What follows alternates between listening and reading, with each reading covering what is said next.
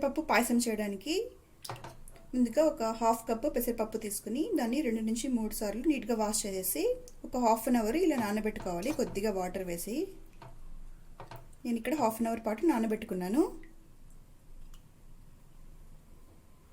Next stove on చేసి ఒక గిన్నె పెట్టుకోండి. ఇందులోకి మనం ఇప్పుడు హాఫ్ అన్ అవర్ పాటు నానబెట్టుకున్న పెసరపప్పుని యాడ్ చేస్తున్నాను. ఈ వాటర్తో పాటు యాడ్ చేసేయాలి.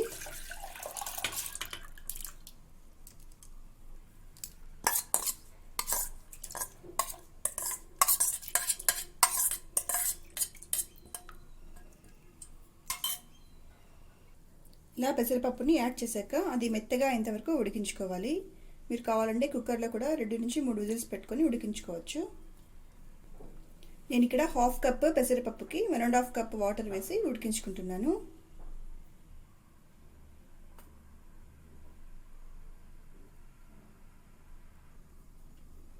పెసరపప్పు బాయిల్ అవుతుంది. నేను ఇప్పుడు జస్ట్ ఒక 2 నుంచి 3 డ్రాప్స్ ఆఫ్ గీ వేస్తున్నాను ఇందులోకి. జస్ట్ అది పొంగకుండా ఉండడానికి నేను కొద్దిగా గీ వేసాను. పెసరపప్పు నీట్గా ఉడికిపోయిందండి. ఒక 10 మినిట్స్ ఉడికించుకున్న తర్వాత ఇలా బాగా ఉడికిపోయింది, పర్ఫెక్ట్గా ఉడికింది.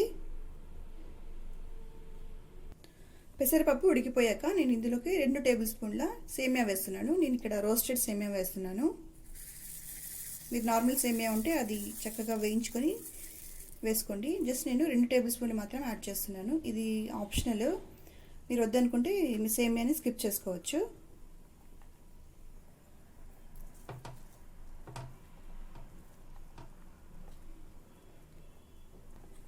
సేమియా వేసాక 2 నిమిషాల పాటు ఉడికించుకొని నెక్స్ట్ ఇందులోకి హాఫ్ కప్ బెల్లం వేస్తున్నా. బెల్లం తురుము. హాఫ్ కప్ పెసరపప్పుకి హాఫ్ కప్ బెల్లం వేస్తున్నాను.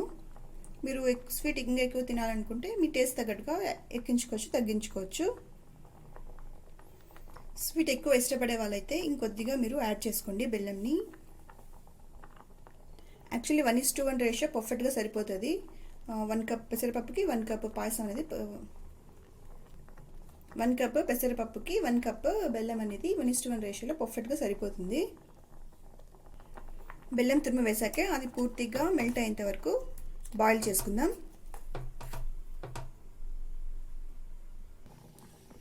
బెల్లం తురుము మెల్ట్ అయిపోయింది పూర్తిగా, చూసారా, నీట్గా మెల్ట్ అయిపోయింది.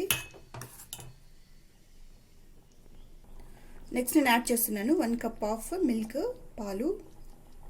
ఇవి కాచి చల్లార్చిన పాలు 1 కప్ వేస్తున్నా.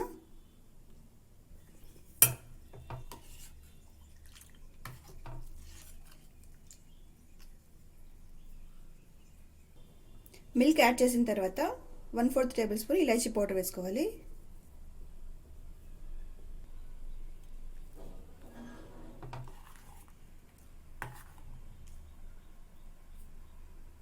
ఇలాచీ పౌడర్ యాడ్ చేశాక ఒక 2 నుంచి 3 నిమిషాలు బాయిల్ చేసుకుందాం.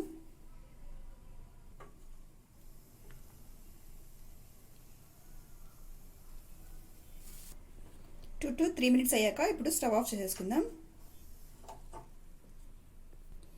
ఈ మూంగ్ దాల్ పాయసము, పెసరపప్పు పాయసం అనేది ఈ కన్సిస్టెన్సీలో ఉండాలి.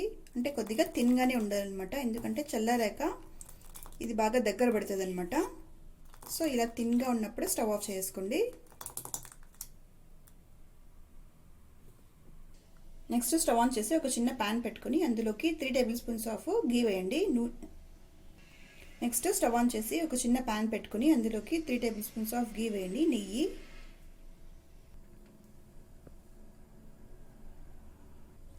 గీ వేడయ్యాక ఇందులోకి మనం కట్ చేసుకున్న బాదం, అలాగే కాజు, అలాగే కొద్దిగా కిస్మిస్ ఇందులోకి వేసి ఫ్రై చేసుకుందాం.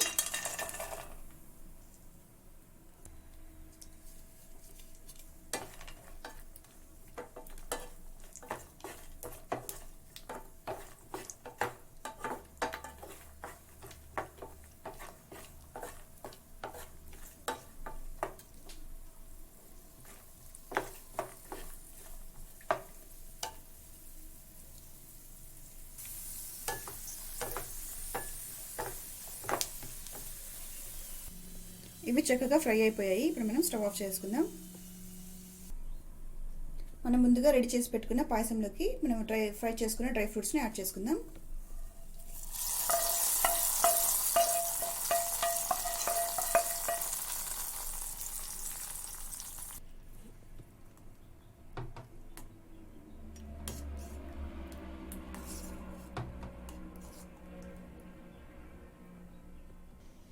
మన మూంగాల్ పాయసం రెడీ అయిపోయింది. మీరు కూడా ఈ పాయసాన్ని ఒకసారి మీ ఇంట్లో ట్రై చేసి చూడండి. హోప్ ఈ వీడియో మీకు నచ్చింది అనుకుంటున్నాను. నచ్చితే ప్లీజ్ లైక్ చేయండి, షేర్ చేయండి. ఇలాగే నా ఛానల్ నానీస్ వంటల్ని సబ్స్క్రైబ్ చేసుకుని పక్కనే ఉన్న బెల్ ఐకాన్ని ప్రెస్ చేయండి. థ్యాంక్స్ ఫర్ వాచింగ్ అండి.